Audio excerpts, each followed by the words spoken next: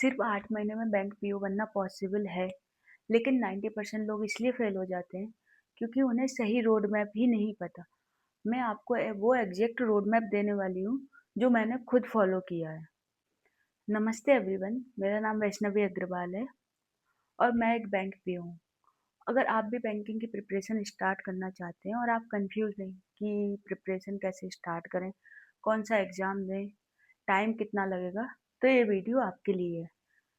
मैं इसमें आपको स्टेप बाय स्टेप पूरा गाइड करूँगी जिससे आपकी सारी कन्फ्यूजन दूर हो जाएगी। तो चलते हैं कि बैंक का एग्ज़ाम कौन-कौन से होता है। बैंकिंग एग्ज़ाम मेनली 6 होते हैं। IBPS PO, IBPS clerk, SBI PO, SBI clerk, RRB PO और आरआरबी क्लर्क। जो एसबीआई पीओ, आईबीपीएस पीओ और आरआरबी पीओ होता है उनका पैटर्न ऑलमोस्ट सिमिलर ही होता है। और इसमें है, इसका एग्ज़ाम पैटर्न क्या होता है। प्री होता है, मेंस होता है, इंटरव्यू होता है। जो क्लर्क होते हैं उसमें सिर्फ प्री होता है और मेंस होता है। अब पीओ में जो होता है वो प्री क्वालिफाइंग होता है। मेंस और इंटरव्यू के मार्क्स से ही फाइनल मेरिट बनती है। क्लेरिकल में प्री क्लेरिकल में भी प्री क्वालिफाइंग होता है। उसमें सिर्फ मेंस के मार्क्स ही जोड़े जाते हैं फाइनल मेरिट के लिए। अब आते हैं कि क्या-क्या सिलेबस होता है इसका बैंकिंग एग्ज़ाम का। तो प्री प्री में क्वांट आती है, रीजनिंग आता है और इंग्लिश आता है। मेंस में क्वांट, रीजनिंग, इंग्लिश, जीए और डिस्क्रिप्टिव राइटिंग आता है। जीए में आपका करंट अफेयर और बैंकिंग अवेयरनेस आता है। डिस्क्रिप्टिव में लेटर और ऐसे आता है और मेंस थोड़ा हाई लेवल का होता है। तो वहाँ पे कॉन्सेप्चुअल नॉलेज अच्छी होनी चाहिए आपकी। और प्री जो है वो मेनली एक्यूरेसी अच्छी होनी चाहिए आपकी और स्पीड अच्छी होनी चाहिए। प्री में 1 घंटे में 100 क्वेश्चन करने होते हैं। तो आपकी एक्यूरेसी और स्पीड दोनों अच्छी होनी चाहिए। अब सबसे इम्पोर्टेंट क्वेश्चन, स्टार्ट कैसे करें? तो स्टेप नंबर 1, बेसिक क्लियर करो। 2 से 3 महीने में अपने सारे बेसिक क्लियर कर लो।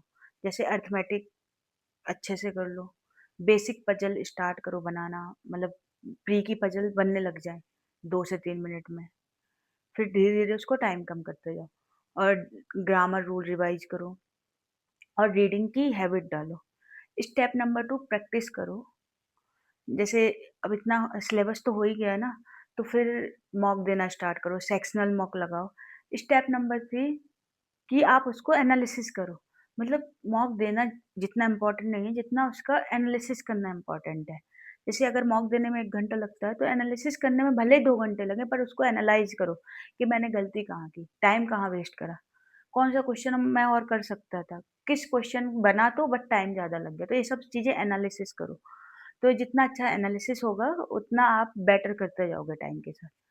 मैं आपको सिंपल सा फॉर्मूला दूँ, तो बेसिक क्लियर करो, डेली प्रैक्टिस करो, मॉक दो, एनालिसिस करो और रिपीट करो।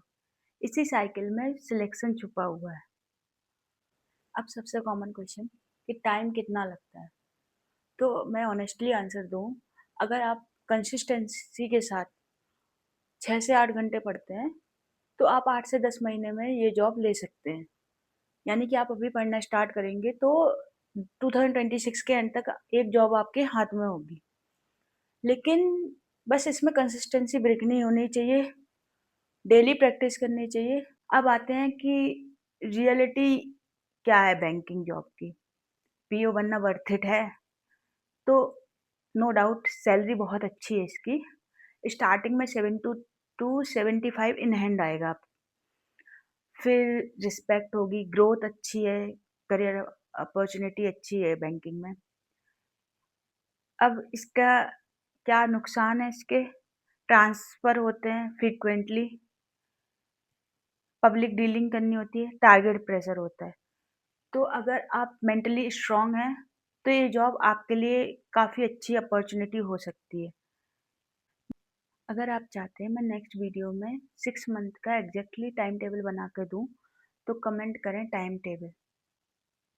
और अगर आप सीरियसली बैंकिंग एग्ज़ाम क्लियर करना चाहते हैं, तो चैनल को सब्सक्राइब ज़रूर कर लेना।